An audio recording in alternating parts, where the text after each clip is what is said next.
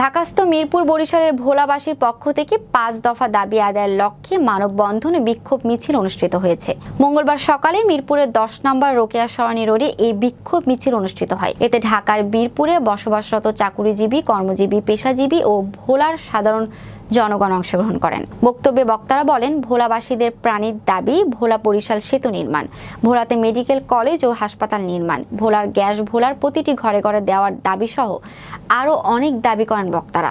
বর্তমান অন্তর্বর্তী সরকারের প্রধানের কাছে এসব দাবির কথা তুলে ধরেন বক্তারা। অচিরে এইসব দাবি না মানলে আরো কঠোর আন্দোলনের দিকে যেতে বাধ্য হবে গোলাবাসী। ভোলার বিশ্ববিদ্যালয়, ভোলার গ্যাস, ভোলায় প্রত্যেকটা ঘরে ঘরে আমরা চাই। আমাদের এই দাবি হলো সবচেয়ে বড় দাবি, এবং বরিশাল সেতু আমাদের সবারই প্রয়োজন।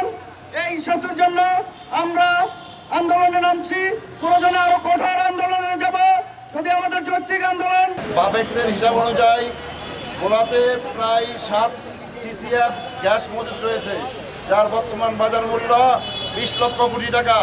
আপনারা আমাদের কাছ থেকে গ্যাস নেবেন কোটি কোটি টাকার, কিন্তু আমাদেরকে সেতু দিবেন না, তা হবে না, তা মেনে নেওয়া হবে না।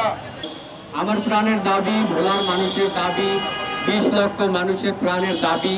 যে দাবি হলো গ্যাস, তারপরে ভোলা সেতু, ভোলা বরিশাল সেতু, ইন্টারন্যাশনাল হসপিটাল, পর্যটন কেন্দ্র এবং BCS কেন্দ্র, এইগুলা দাবি নিয়ে সারা বাংলাদেশে উত্তাল দাবি চলছে। এই দাবির সাথে একত্রতা ঘোষণা করে আমরা মিরপুর জোনের সকলে একত্রিত হয়ে আমাদের দাবি তুলেছি।